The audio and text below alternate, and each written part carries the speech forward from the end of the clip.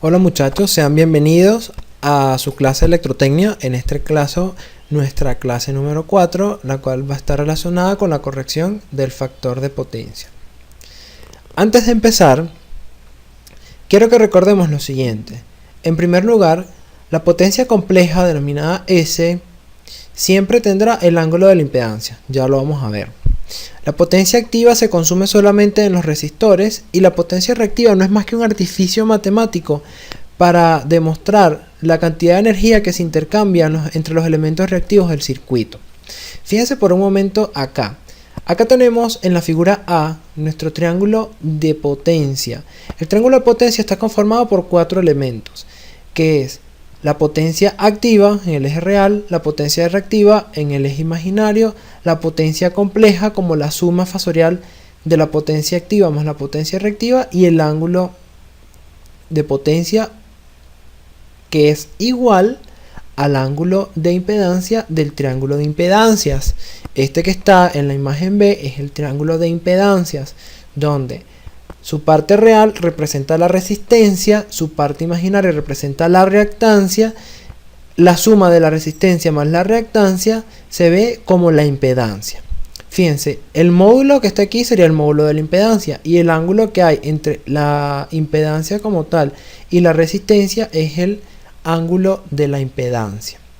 Algo que se me olvidó comentarles es que el módulo de la potencia compleja es igual a la potencia aparente. Fíjense aquí por un momento. Vamos a analizar en este diagrama que está aquí o en este triángulo de potencia qué pasa con los distintos tipos de cargas reactivas. En el caso de que nosotros tengamos una carga reactiva de naturaleza inductiva, la potencia reactiva va a estar apuntando en sentido positivo del eje imaginario. Por ende vamos a estar en presencia de un factor de potencia en atraso. Bien, en el caso de una carga capacitiva, la potencia reactiva va a ser negativa y va a estar apuntando en sentido negativo. Por ende, tenemos un factor de potencia en adelanto. Bien, ahora pasemos a como tal comprender el factor de potencia. Vamos en primer lugar a entender la importancia del factor de potencia y sus efectos. Para ello vamos a tomar en cuenta la existencia de dos cargas con potencia activa de 2000 vatios cada una y un voltaje en terminales de 208 voltios para ambas cargas. En el caso de la carga 1 vamos a considerar que tiene un factor de potencia de 0.9 en atraso, carga inductiva, y en el caso de la carga 2 también tenemos una carga inductiva pero con factor de potencia de 0.3 en atraso. Vamos a recordar estas dos expresiones, donde la potencia activa no es más que el producto del voltaje RMS por la corriente RMS por el factor de potencia o el coseno del ángulo entre el voltaje y la corriente. Y la potencia aparente no es más que el producto del voltaje RMS por la corriente. Fíjense, según los datos que tenemos al principio, solo disponemos de potencia, que no varía para ambas cargas, ni de voltaje poseemos esos datos. Además, para ambas cargas poseemos los factores de potencia. Entonces vamos a determinar a ver cómo varía la corriente y en este caso cómo varía la potencia aparente. En el caso de la carga 1 sustituimos los valores pertinentes y nos da que la corriente que consume la carga 1 es 10.68 amperios y en el caso de la potencia aparente que consume la carga 1 es 2221,4 volamperes. Para la carga 2, su corriente consumida es de 32.06 amperios y su potencia aparente es de 6666,4 volamperes. Fíjense las grandes diferencias entre la corriente de la carga 1 y la corriente de la carga 2 y la potencia aparente de la carga 1 y la potencia aparente de la carga 2, donde podemos evidenciar básicamente que a menor factor de potencia para una misma potencia activa y voltaje por supuesto, mayor será la corriente, porque fíjense, en el caso de la carga 2 con factor de potencia de 0.3 su corriente es casi 3 veces mayor a la de la carga 1 que tiene un factor de potencia de 0.9. Y también podemos ver que a menor factor de potencia, mayor debe ser la potencia aparente disponible para alimentar la carga. Estos dos factores que tenemos aquí se concluyen o acarrean en primer lugar en que tenemos que tener cables más gruesos o cables que soporten mayor amplitud para poder alimentar las cargas, lo que se traduce en mayor costo en la instalación eléctrica. Y este que está aquí nos puede acarrear el hecho de que necesitemos un generador mucho más robusto, con mucha mayor potencia aparente disponible para poder alimentar la carga. Básicamente, todas las consecuencias de un mal factor de potencia caen como tal en la empresa prestadora de servicio. ¿Por qué? Porque en primer lugar, si yo estoy suministrándole a una empresa con factor de potencia muy bajo una señal o suministrándole energía, las pérdidas que yo voy a tener en los conductores de distribución para esa empresa van a ser muy altos, porque acuérdense que las pérdidas por efecto Joule es igual a I cuadrado por R, donde si la corriente aumenta, las pérdidas aumentan casi al cuadrado, de forma cuadrática. Entonces la empresa pues tiene que aumentar los calibres de sus conductores en el caso de distribución. Y en este caso pues la empresa tiene que entonces verse obligada a instalar generadores más grandes para poder surtir a su cliente. Entonces, como esto netamente afecta a la empresa, ¿qué hace la empresa para cuidarse la espalda?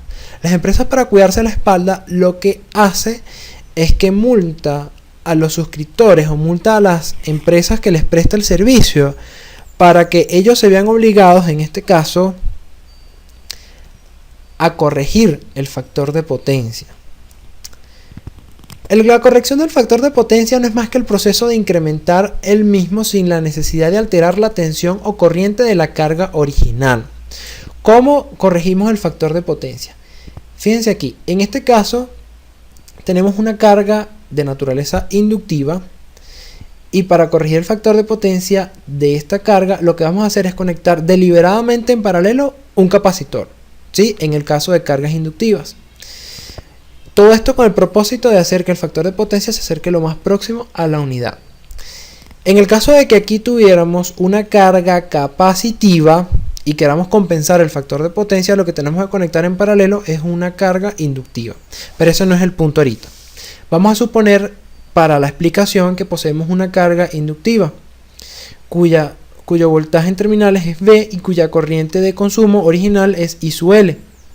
Tal cual como están expresadas aquí V e I sub L en nuestro diagrama fasorial. Ok. En la figura B nosotros pues decidimos que vamos a mejorar el factor de potencia para que no nos multen y le conectamos deliberadamente en paralelo un capacitor. ¡Pam! Aquí está. ¡Pum! Este capacitor va a generar que consuma una corriente I sub C. Entonces, la corriente que yo voy a consumir ahora de la red va a ser igual a la suma de la corriente de consumo original I sub L más la corriente de consumo del capacitor. Fíjense. La corriente del capacitor está desfasada a 90 grados a su voltaje, adelantándolo por supuesto. Y para hallar la corriente I, lo que hacemos es aplicar la regla del paralelogramo, como lo vimos en geometría analítica. Y voilà, aquí la tenemos. Nuestra corriente I, donde por encima podemos observar en primer lugar que la corriente I tiene un módulo mucho más pequeño que la corriente I sub L. ¿Sí? La corriente I sub L es nuestra corriente original, cabe destacar. Y la corriente I va a ser la corriente de consumo luego de compensar. Y también podemos observar que el ángulo θ2, que sería ahora nuestro nuevo factor de potencia, ángulo entre voltaje y corriente, es mucho menor a nuestro ángulo θ1, que sería nuestro factor de potencia en un principio, antes de compensar. Entonces, en conclusión, fíjense. Cuando nosotros compensamos, no variamos ni el voltaje ni la corriente originales del equipo, de la carga como tal. Ahora bien, al nosotros compensar es importante que ustedes sepan que no estamos variando la potencia activa del circuito o de la carga. Porque fíjense, cuando nosotros tenemos aquí una potencia activa, recuerden que la potencia activa solo es consumida o disipada por los elementos resistivos de las cargas, que en este caso sería esto que está aquí. Cuando nosotros añadimos otra carga, pero de naturaleza capacitiva, lo que estamos añadiendo es potencia reactiva. Estamos jugando con las potencias reactivas de la carga, no con las potencias activas o la potencia que me consumen las resistencias. Entonces, ¿cuál es el procedimiento para compensar en el caso de que nosotros tengamos cargas inductivas? Lo primero que tenemos que hacer es saber que tenemos que compensar conectando en paralelo un capacitor. Y además tenemos que saber que nosotros la potencia activa de nuestra carga original se va a mantener constante, va a ser igual tanto antes como después de compensar. No vamos a jugar con eso porque no le estamos conectando resistencias en paralelo, le estamos conectando es un capacitor en este caso. Entonces, ¿qué es lo primero que tenemos que buscar? Lo primero que nosotros tenemos que buscar es la Q o la potencia reactiva del capacitor que nosotros necesitamos. Porque fíjense en este diagrama fasorial o en este triángulo de potencias.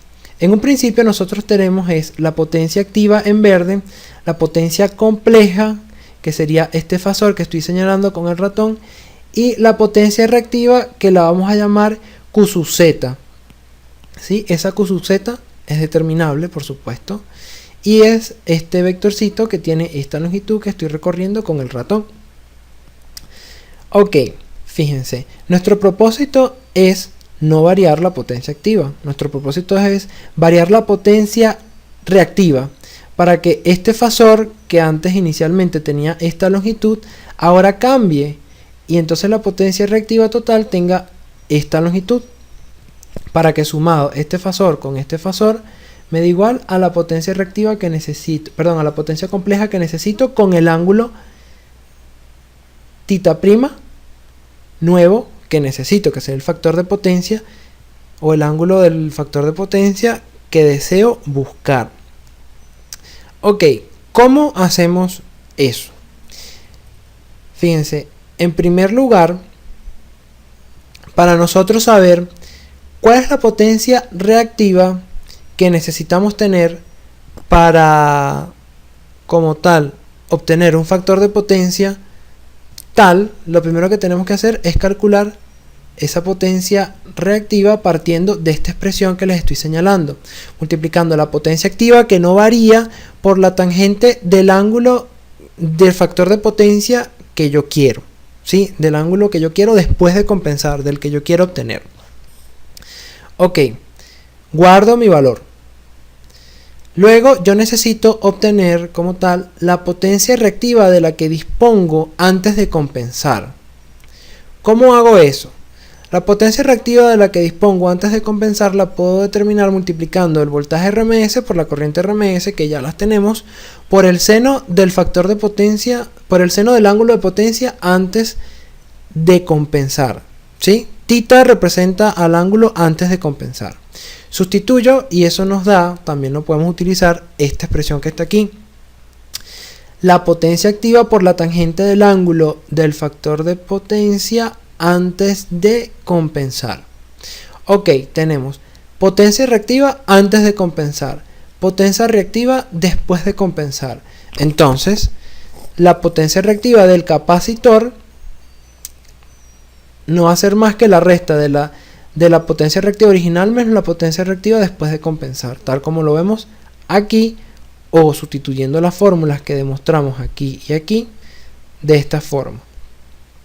Ok, luego de disponer de la potencia reactiva del capacitor, ahora tenemos que proceder a como tal determinar el valor de la capacitancia, porque nosotros no vamos a ir a la tienda de electrónica a decir, mire, deme un capacitor de tantos volamperes reactivos. No, necesitamos ir a decir, mire, buenas, deme un capacitor con un valor de capacitancia de tantos faradios y de un voltaje en terminales de tanto. Ok, bueno, chévere, entonces tenemos que buscar como tal el valor de la capacitancia. ¿Cómo hacemos eso?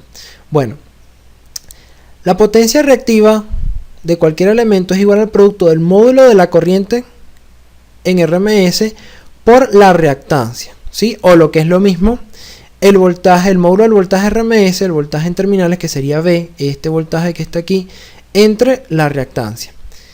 Pero, ¿quién es la reactancia? La reactancia es en módulo como tal. Ojo, estoy hablando, todo esto que estoy hablando aquí abajo es en módulos. La reactancia es 1 entre omega C. Entonces, al despejar la C de aquí, me queda que la capacitancia es igual a la potencia reactiva entre la frecuencia angular por el módulo del voltaje en RMS al cuadrado, donde les recuerdo que la frecuencia angular no es más que 2pi por la frecuencia lineal. Entonces así ustedes determinan su capacitor, el capacitor que necesitan para llevar el factor de potencia de tita, el original, a tita prima, que es este que está aquí. ¿Qué pasa cuando ustedes compensan? Bueno, la potencia aparente luego de compensar disminuye o es menor a la potencia aparente, antes de compensar. Por supuesto, el ángulo de la impedancia o el ángulo de potencia luego de compensar es menor al ángulo antes de compensar. Disminuye la corriente de consumo de la red.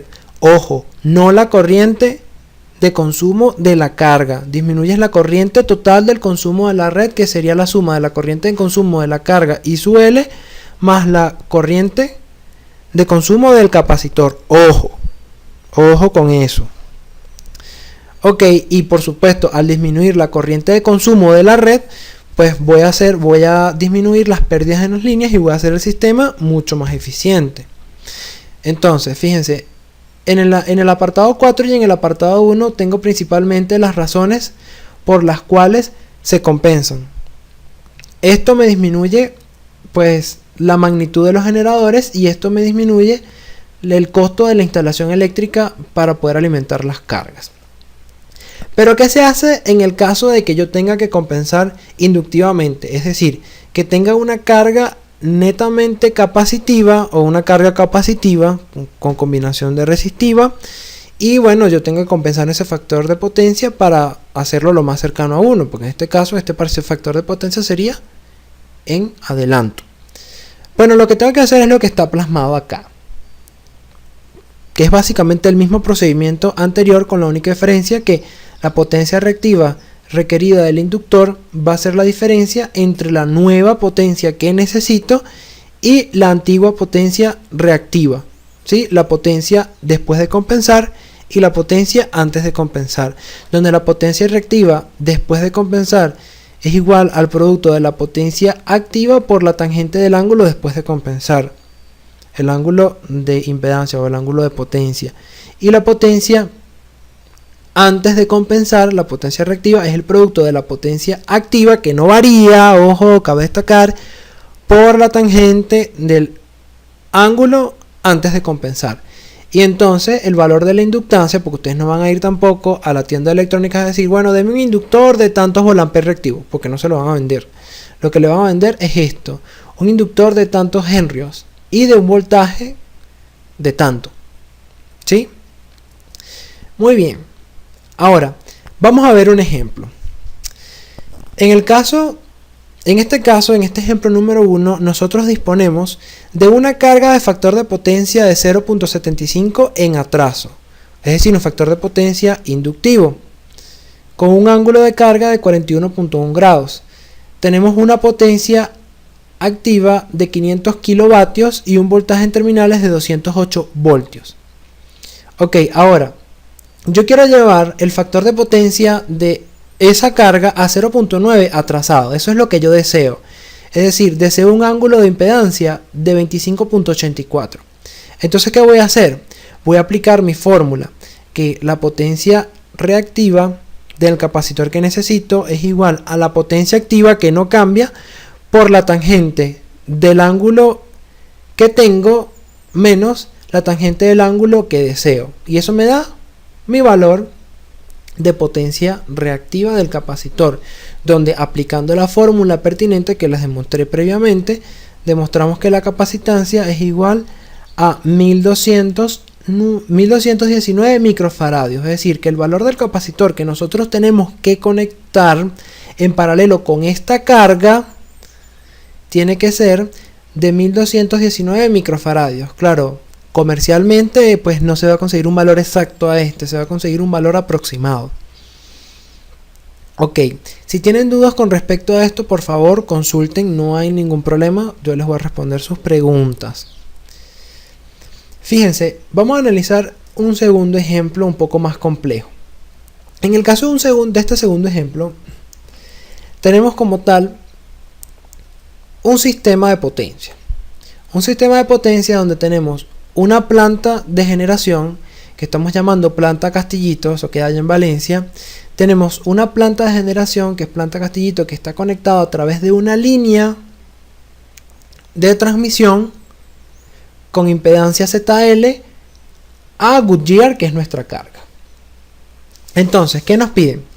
Nos piden en primer lugar determinar el voltaje V sub F, que sería el voltaje que tiene que haber en los terminales de la planta, y la caída de tensión de la línea.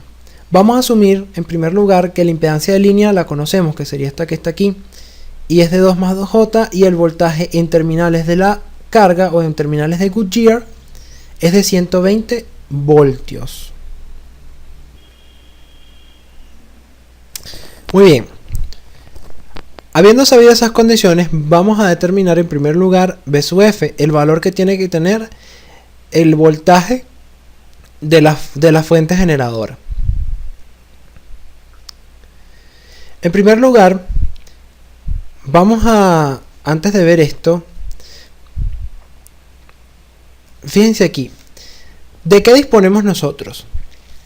Nosotros disponemos del voltaje en terminales o en la entrada de la fábrica Goodyear, que sería 120 voltios a 0 grados, y disponemos de la impedancia de la planta, la impedancia de Goodyear. Entonces, además disponemos de la impedancia de línea. Entonces, ¿cómo podemos determinar esta corriente I? Para poder determinar esta corriente I, lo que yo recomiendo es agarrar este voltaje en terminales y aplicar la ley de Ohm, dividiendo el voltaje en terminales en Goodyear entre la impedancia. Eso me va a dar el fasor corriente, ¿sí? Luego, al tener nuestro fasor corriente, podemos aplicar una malla. Vamos a aplicar una malla recorriendo de esta forma, más V sub F menos el voltaje de la línea menos el voltaje en Goodyear es igual a 0. ¿Sí? Que de hecho vamos a hacerlo de esa forma. Aquí vamos demostrando donde vemos que la corriente la calculamos como el fasor voltaje entre la impedancia de Goodyear y bueno, nuestra caída de tensión, que sería esto que está aquí, lo calculamos como el producto de la corriente que ya calculamos, que es esta, 4,33 a menos 25,64 amperios por 2 más 2J. Eso nos va a dar un fasor, que es este que está aquí.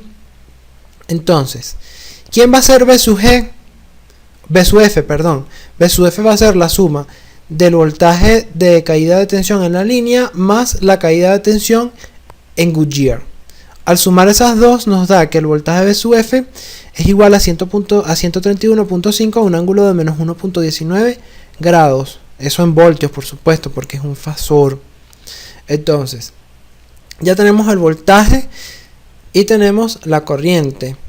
Ahora nos falta determinar la parte B. La parte B está relacionada con la potencia activa consumida en Goodyear. Fíjense aquí. En la línea. La Z de línea tiene parte real, parte imaginaria, parte resistiva, parte reactiva.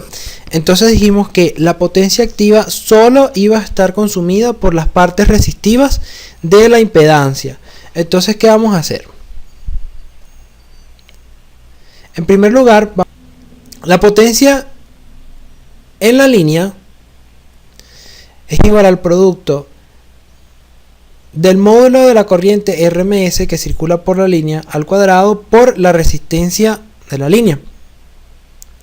¿Sí? Y en el caso de la potencia consumida en la carga sería igual al producto del voltaje en la carga por la corriente en la carga por el factor de potencia, el factor de potencia o el coseno del ángulo de impedancia en la carga. Fíjense que nuestra impedancia, la impedancia de Goodyear, es 25 más 12J, o en forma polar tendríamos esto, donde el ángulo de impedancia es 25.64 grados, es decir, un factor de potencia de 0.9015 en atraso, cabe destacar. Entonces, al sustituir esto, nos da que la potencia media consumida en la carga es de 468.72 vatios. ¿Ok? Entonces, vamos con la parte C. Con la parte C me refiero a determinar la potencia reactiva para compensar el factor de potencia y llevarlo a 0,95, porque ya vimos que el factor de potencia en la carga era de 0.9005, entonces tenemos que compensar nuestro factor de potencia a 0,95. Entonces, fíjense, ya tenemos la potencia activa consumida por la carga, que esa no cambia. Ahora tenemos que determinar la potencia reactiva necesaria para compensar, que eso lo vamos a tener con esta diferencia: potencia activa por el producto de la tangente del ángulo inicial menos la tangente del ángulo final. El ángulo inicial vimos que es 25.64, ¿sí? Y el ángulo final, que sería el arco coseno de 0.95, es igual a 18.19. Sustituyo y me da que la potencia reactiva necesaria para yo compensar el factor de potencia de 0.90 a 0.95 es de 7.85 VA reactivos. Entonces, posteriormente, tenemos que buscar lo que es el valor del capacitor requerido. Y bueno, aplicamos esta fórmula que está acá, o esta fórmula que está acá, y nos da que la capacitancia requerida es de 13.05 microfaradios. Ok, veamos qué sigue. Por último, vamos a construir el triángulo de potencia resultante y vamos a determinar cuál es la nueva Z de la fábrica, o la nueva Z de Goodyear, porque acuérdense que a este valor de impedancia nosotros le conectamos un capacitor en paralelo de valor 13.02 microfaradios. Vamos a ver cómo se hace eso. Aquí estamos, fíjense. En este caso, vemos que la potencia reactiva inicial es de 225 VA, donde la potencia reactiva inicial es el producto, yo lo puedo considerar como el producto del módulo de la corriente en RMS al cuadrado por la parte reactiva de la impedancia, que sería los 12, este que está aquí, este 12. Eso nos da 225 VA, que sería este fasor inicial con nuestra potencia inicial, ambas potencia activa inicial más potencia reactiva inicial nos da la potencia compleja inicial, ¿sí? Donde su módulo es igual a 519,6 VA, ¿sí? El módulo de la potencia reactiva, les recuerdo, perdón, de la potencia compleja es igual a la potencia aparente, ¿sí? El módulo, repito, de la potencia compleja es igual a la potencia aparente, que sería el producto del voltaje en terminales por la corriente que circula en el circuito. Eso que les comenté, este fasor, esta componente y esta componente, es antes de compensar. Ahora, luego de compensar, recuerden que el valor de la potencia reactiva requerida para compensar fue de 70,85 VA reactivos, ¿sí? Que al yo restárselo a la potencia reactiva inicial antes de compensar, me da la potencia después de compensar, que sería 154.15 VA reactivos. Les recuerdo que la potencia activa no varía, y entonces al sumar la potencia activa con la potencia reactiva resultante nos da este fasor potencia compleja, cuyo módulo es de 492,73 volt ampere. Les recuerdo que el módulo también de la potencia compleja yo lo puedo calcular como la raíz cuadrada de la potencia activa al cuadrado más la potencia reactiva al cuadrado.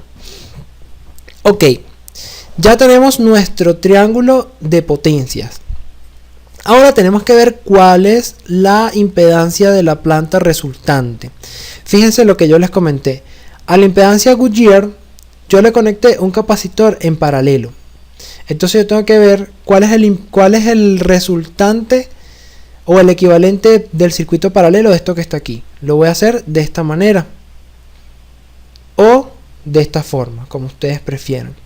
Entonces, al sustituir mi valor de reactancia, que sería menos J veces 203,25 ohmios,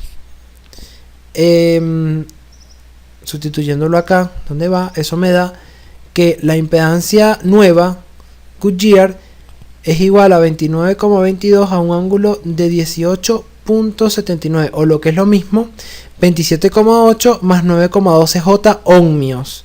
Fíjense que hay una variación significativa, pues, con respecto a la impedancia final y la impedancia inicial. Esta reactancia capacitiva que está aquí, les recuerdo que yo la saqué de esto que está acá, de esta fórmula. Módulo de B, voltaje en terminales al cuadrado, entre la potencia reactiva del capacitor, ¿sí? O también yo lo pude haber conseguido agarrando este valor de capacitancia de 13,05 microfaradios. Yo pude haber multiplicado, recuérdense que la reactancia capacitiva es menos J sobre omega C, ¿ok? Donde omega es 2pi por la frecuencia, es decir, 2pi por 60, y la capacitancia, que sería C, sería 13,05 microfaradios. Y bueno, por ahora esto ha sido todo. Espero que la clase haya sido de provecho. Si tienen dudas, por favor, consulten. Y con esto concluimos el contenido para nuestro primer parcial. Hasta la próxima.